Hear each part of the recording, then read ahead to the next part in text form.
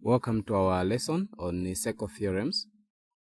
In this particular lesson, we are going to look at the first two theorems that are based on the chord.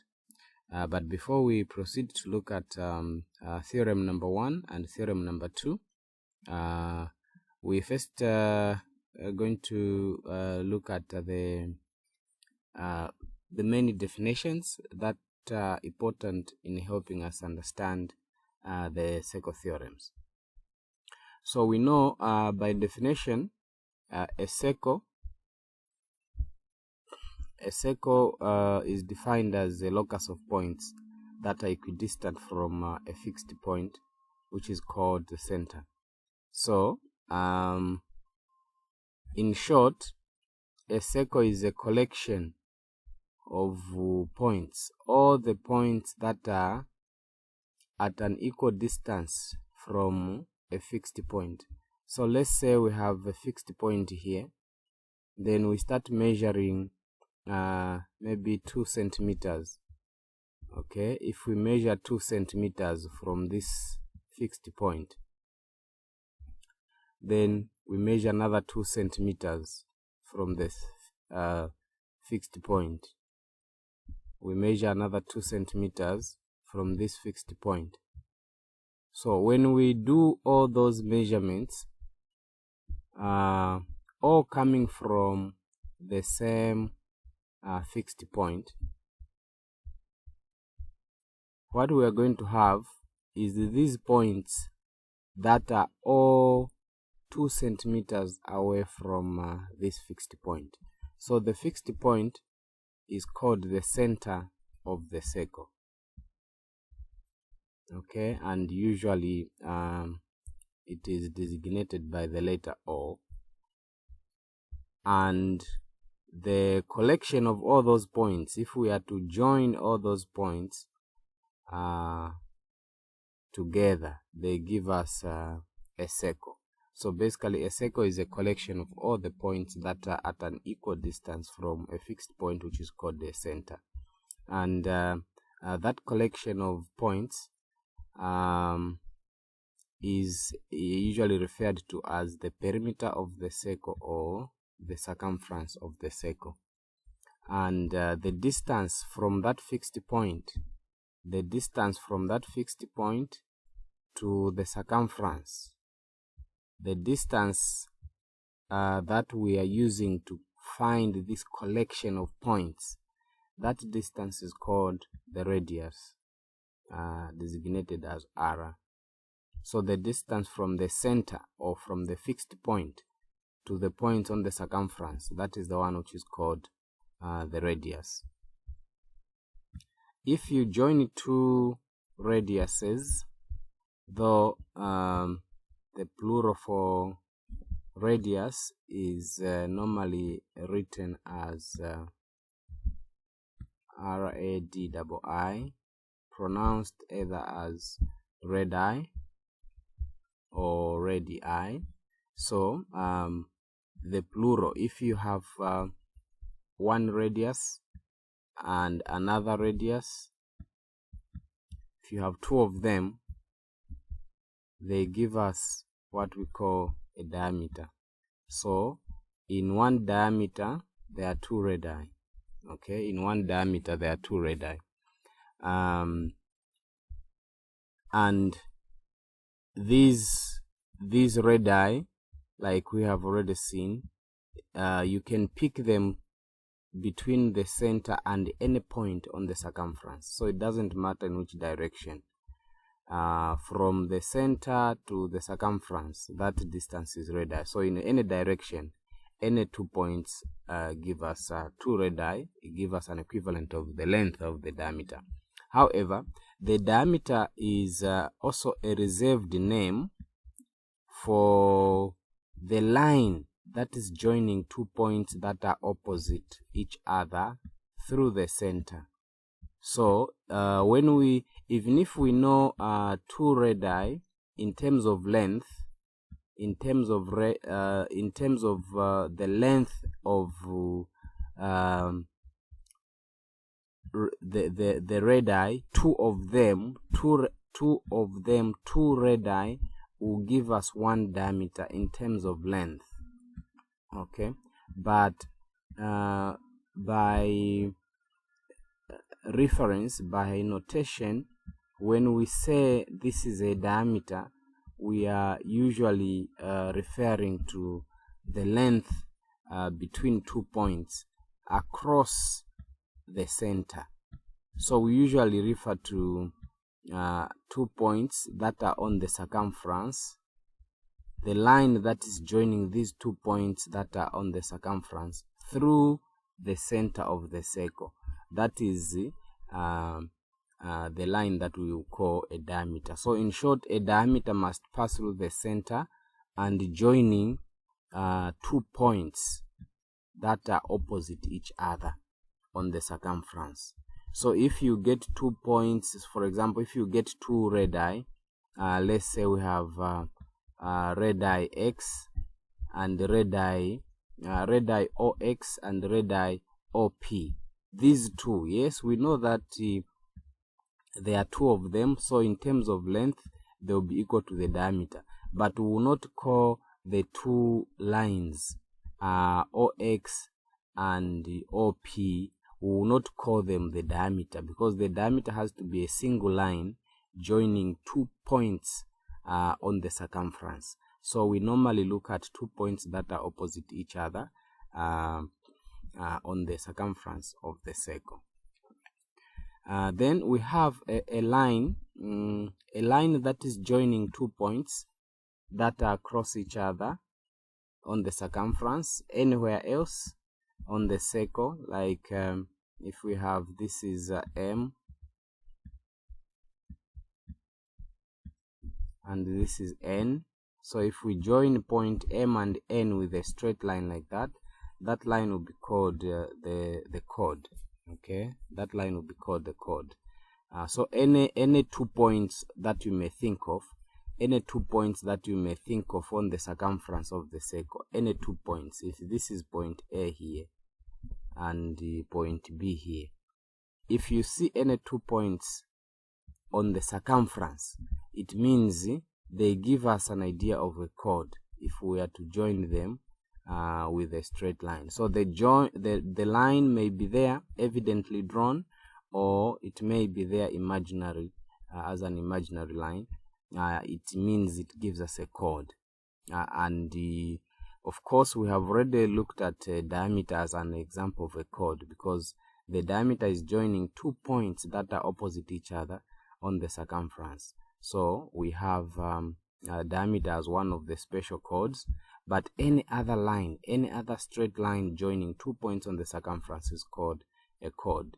Now, the circumference, the locus of points equidistant from a fixed point, which is called the center. This circumference, if you look at it from the aspect of the chord, it means the circle has been split into 2. For example, if we look at this diagram here, this demonstration, it's like we have split the circle into this piece with A, which is here, and B, which is here. So we have cut the circle into 2 parts. The other part is this side, with the same AB as a chord, which is the boundary. So this curved distance from A to B, that will be called an arc. So an arc is any part of the circle's circumference. That is an arc. If you get any length, any piece of the length of the circumference of a circle, that will be called an arc. When you have a chord, any chord at all, it means your circle has been split into 2 arcs. Usually you have what we call a minor arc, the smaller one, and a major arc, which looks like a longer portion of the circumference. So you have a minor arc and a major arc. In this case, that will be a minor arc, and this will be a major arc, looking at the difference in length of the circumference. And then the whole portion of the circle, I would say the surface area of the part which is bound between the chord and the arc. The surface area that is bound between the chord and the arc, that will be called the segment. That will be called the segment. So when we are talking about the segment, we are referring to the region of the circle which is between a chord and an arc. And then a sector is the region between two radii. So now these definitions at some point they merge into each other depending on what exactly you are referring to. So a sector is the region between two radii. So if you have a radius OA, for example, and a radius OP, like that, if this is the center of the circle, and this is a point A which is on the circumference, and a point P which is on the circumference, it means the whole of this region which is bound between two radii and an arc, the region bound between two radii and an arc, that region will be called a sector. Okay. And then finally, among the key definitions that are associated with the circle, we have the diameter usually cuts the circle into two equal halves. Okay, it will cut the circle into two equal portions. So because the diameter splits the circle in half, each of the components, each of those halves will be called a semicircle, because semi simply means half, semi means half. So a diameter gives us a semicircle, it gives us two semicircles. So when we join those two semicircles together, we'll get a complete circle. So those are the key definitions associated with the circle. So the first two theorems, the first two circle theorems, they are associated with the chord, and the first one, if this is our circle and we have a chord, let's say we have a chord AB, this is our center O. So if we have a chord joining the point A and B, this is a chord. The first theorem states that a straight line that you draw at 90 degrees from the center to the chord, any straight line, if it will be a straight line and you draw it perpendicular, okay, if you draw a perpendicular line, what we mean by perpendicular is if it will touch the chord at 90 degrees, a perpendicular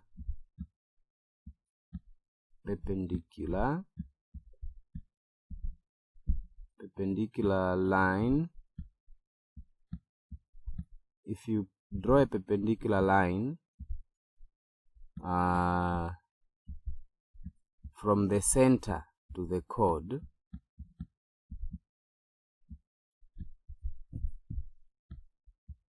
that perpendicular line, what that perpendicular line does,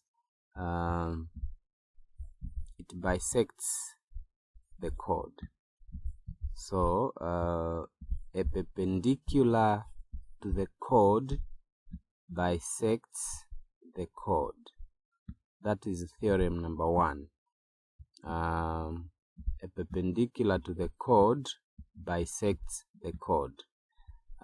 So what we mean here is that if we are drawing a line from the center to the chord, any chord at all, at 90 degrees, then what that perpendicular line is going to do is it is going to divide our chord into two equal halves, which means if the distance from A to B was 10, from the point where the perpendicular touches the chord to one of the ends or points on the circumference, it will be equal.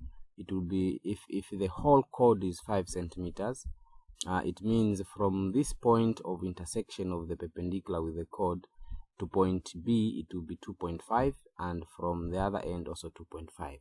So that's what it means by bisecting. The perpendicular to the chord will bisect the chord. And then the second theorem based on the chord. So these two theorems, the first two theorems, they are based on the chord, any chord that you have on the circle. Okay, so the second theorem is if we have two chords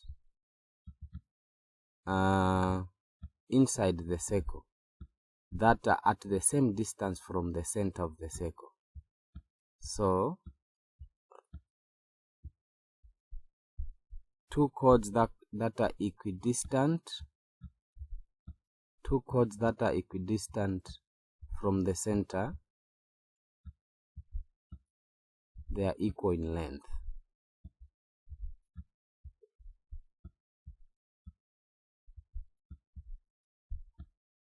The two chords that are drawn inside at the same distance away from the center, it means those chords will be of the same, they will be of the same length.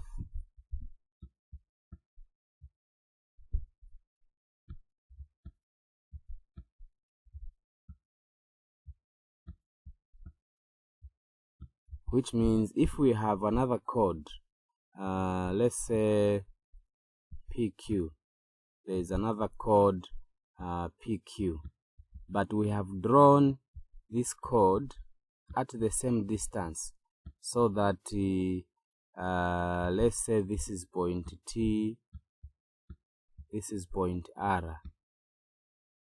If the distance from the center O to R is the same as the distance from O to T, then it means we are going to conclude that the chord AB and PQ, they are also equal in length.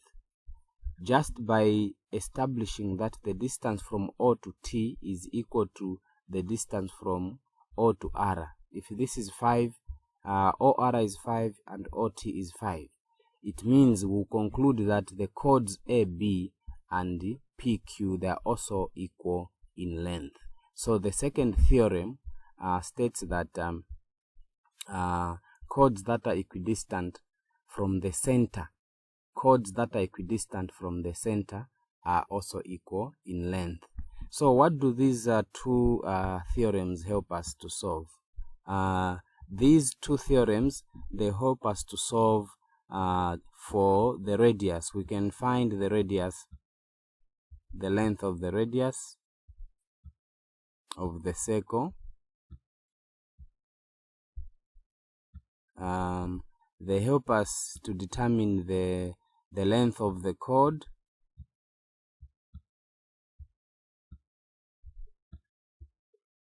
Okay, so we can also calculate, of course, once we know the radius, it means we can calculate all the other measures associated with the circle, like the circumference or the diameter. And we can also determine the distance from the center to the chord, to where the chords have been drawn. So we can find the distance from the center to the chord.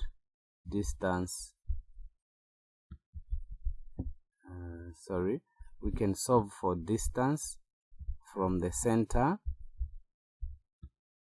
We can determine the distance from the center of the circle to the chord. Normally we use the Pythagoras theorem to analyze these three variables. We can find the radius of the circle, we can find the length of the chord, and we can find the distance between the center of the circle to the chord or any given set of chords within the circle. So these are the first two theorems. We'll look at some examples in our next lesson.